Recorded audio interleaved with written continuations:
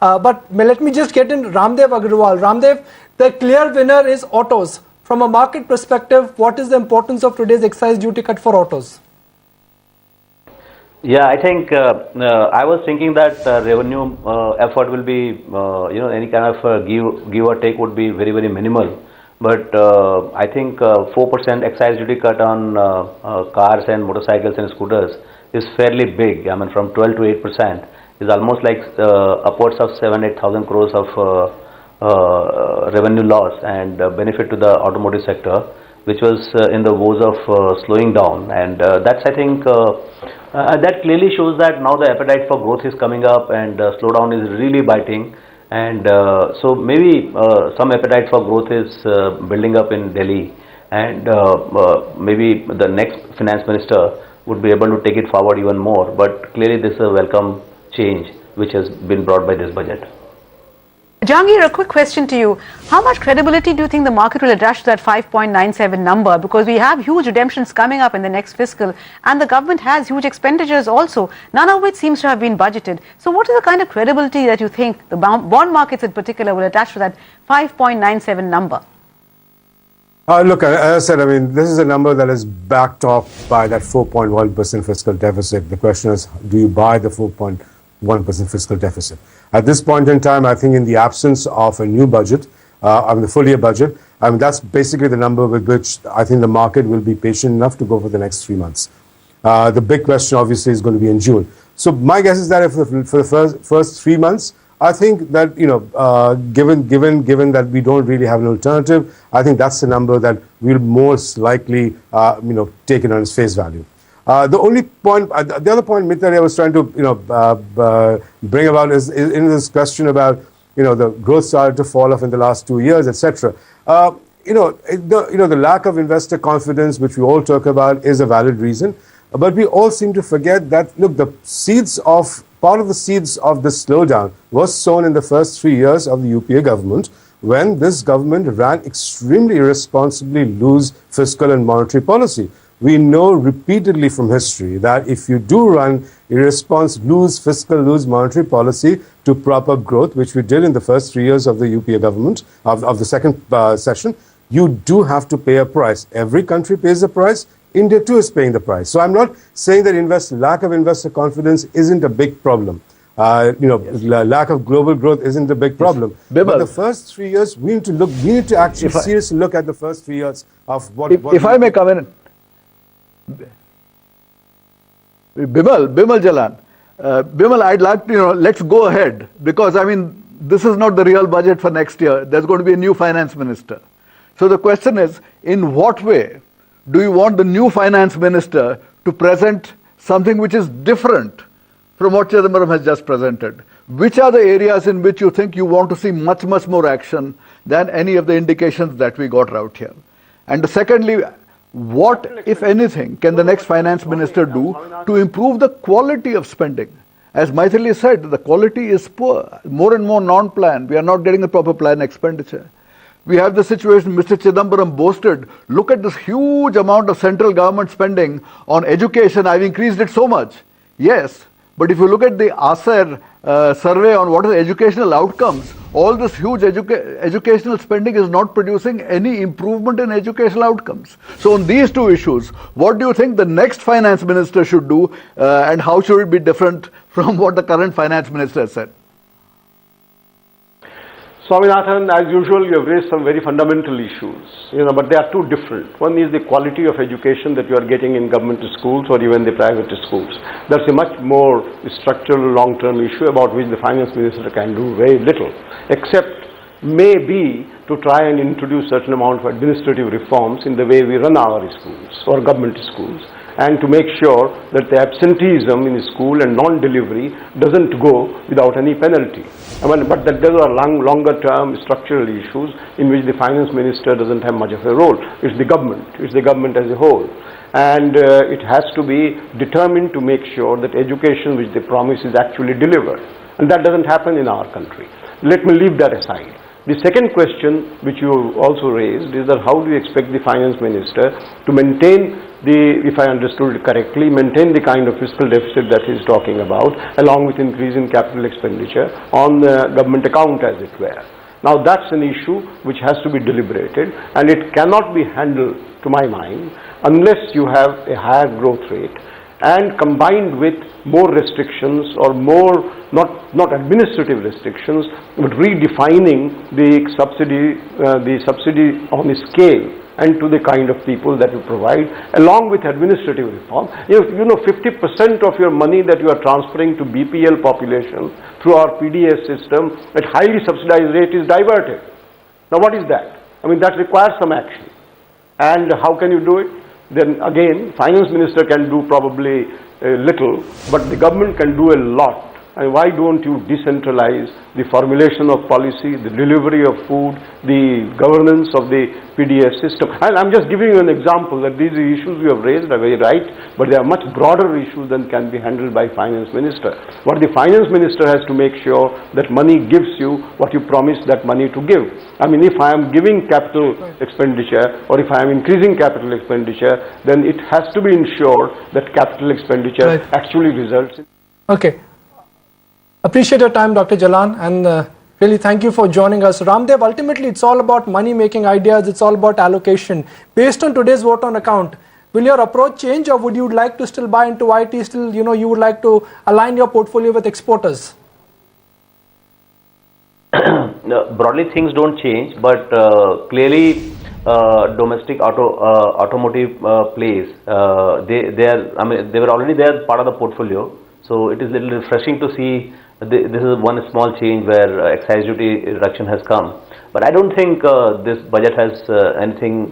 I mean, actually it was very pleasant to hear the finance minister that in his brief last spell he could bring that discipline. So, you know, you were having discussion about what is the guarantee that next year's number would be adhered to or something like that. I think it is about a person. So, like, we have a very credible governor and this outgoing finance minister. I think if we need, if we get this kind of leadership at wherever positions of responsibility, I think numbers will automatically be adhered to, and it will be very. I mean, as far as the investor is concerned, I think despite whatever has happened, we are talking about an EPS of about 1325 for the current year. Next year we are talking about upwards of 1500 rupees. So now if that is combined with a responsible management and opinion is a little positive, I think we can have a very good time. In any case, I think we have seen the worst, or we are passing through the worst. Better days are ahead, but we can do with a better, kind of a mandate at center. Ramdev Agarwal would urge you to stay with us. We've got Punita Kumar Sinha joining in the studio as well. Punita, India Inc. has clearly welcomed this vote on account as a statement of intent. How do you think will foreign investors read this? And like Ramdev was pointing out, do you think the worst is now clearly behind us in the macros? Well, I think I want to mention a couple of things. First, I think the budget is, contrary to what I think we've heard, I do think the budget is focused towards elections, and it has tried to appease many different constituencies, whether it's the rural, whether it's the defense forces, whether it's the youth, and then more importantly, for a change, it has also tried to appease the corporate sector. And I think the corporate sector is appreciating that, and I think some of it is to do with the fact that he's balanced the needs of many people and has actually tried to kind of keep everybody happy ahead of the elections. So in that sense, I guess it is an election-oriented budget. Now, with respect to the investors, I think that if you look at the industrials, they have taken a big beating this year and last year, and the valuations of the cyclicals, capital goods and autos and these sectors are really quite attractive, but there has been no catalyst to drive them to better valuations, and I think this does give some of a catalyst towards these beaten down sectors where the valuations are attractive, and so I think there could be some short-term benefit that we might see in those sectors from an investor's perspective. Right. Swami, would you agree with Punita that contrary to popular perception, this is actually in many ways a vote on account which is full of populist statements? No. I think the populist measures are very, very minor. I would say the two key ones are only there is something on defense pensions, the so-called one rank, one pension thing, which has been outstanding and finally has been given. And the other thing I think is on the student loans. 2,600 crores as a kind of student. Again, modest sums of relief, although he claims 9 lakh students, which is a significant number of people. I wonder whether those guys are above 18 and have the right to vote. I suspect they do. And in any case, their parents might be grateful for small mercies. But as I said, given, if you compare this, for instance, with, shall we say, Jaswant Singh's vote on account back in 2014. I mean, there he cut excise duty on a huge, long list of items saying, the aam aurat, the kitchen, the ghar ka cheez. So, compared with what other guys have done, this was minor tinkering. I would not call it populist. In fact, I would say that really, if you say, where are the main changes? It has been on things like auto and capital goods. So this is a vote on account thing. It is aimed at the arm manufacturer and not the arm aadmi. So, I mean, it's not populist. It is attempting to do something for the economy. Yes. Mistry, are you disappointed that for once the housing sector hasn't got a look in? In fact, he seems to have favored auto rather than houses. And maybe you think that an average Indian needs a house first and then a car or any other vehicle. What is your take on it, sir? My take is that one would not have expected too much out of vote on account, because let's understand this is not a full budget, and therefore there is that much that the finance minister can do and not much more than that. So I'm not disappointed in that sense, because frankly the housing sector has got reasonable benefits over the years, and one would just hope that those benefits continue, and that is something we will get to see when the final budget gets presented by the new government. But having said that, I think the more important thing, leaving aside housing for a moment, is the fact that the finance minister has not disappointed at all on the fiscal deficit, and he's put in a number which is sub 4.7, 4.65. For next year, he's talking of a number of 4.1%. So I think these are things which are positive.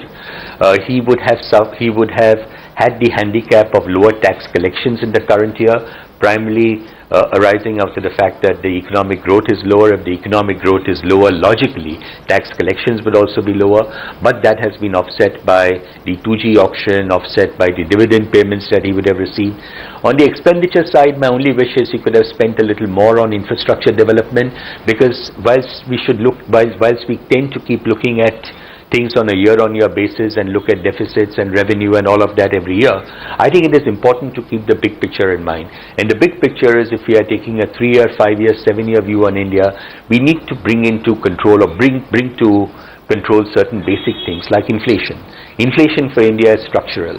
Now, there is a limited, or rather RBI has a limited ability to tackle inflation by just looking at monetary policy. RBI has done a superb job in terms of curbing inflation, but at the end of the day, the more important thing is that structural issues, which are really around the supply side, need to be addressed, and that effectively means more investment in infrastructure. Right.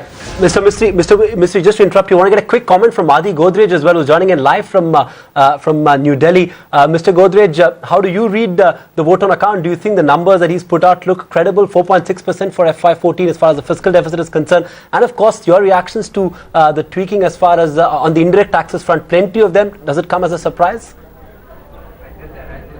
Well, certainly the numbers are credible. He has stuck to the 4.8% for this financial year successfully. He did it for the last year too, and I think it's certainly credible at 4.6%. As far as the excise duty reductions are concerned, they are important.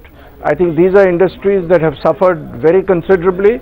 Obviously, because it was not a full budget, he couldn't do it for many other industries. But clearly this is welcome, and I think it will help the situation. And hopefully when the final budget is announced in July, we see some more of this excise reduction, because the economy badly needs a leg up. Mr. Godrej, Mr. Mistry, gentlemen would urge you to stay with us. I'm just going to get a closing comment from Ramdev Agrawal. Ramdev, do you think Indian markets now have a firm base in place, looking at what has come out from today's vote on account, what is happening to earnings, and the way how emerging market currencies have stabilized? Do you think the trajectory now is headed higher?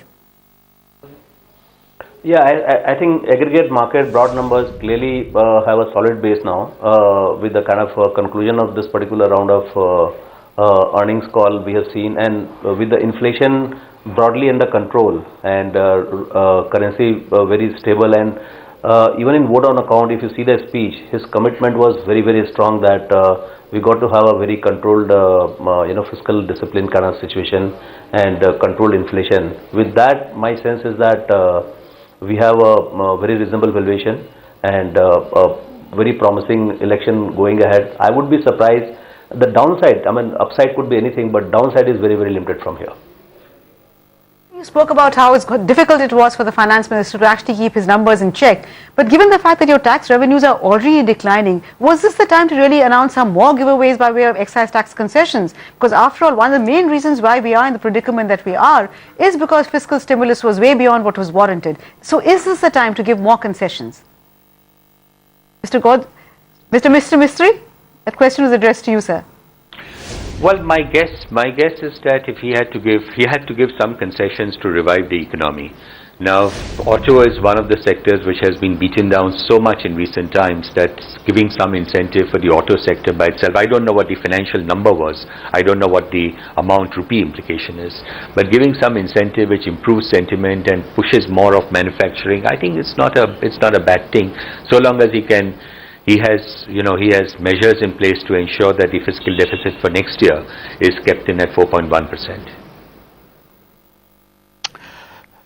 Mr. Godrej, I have a question for you.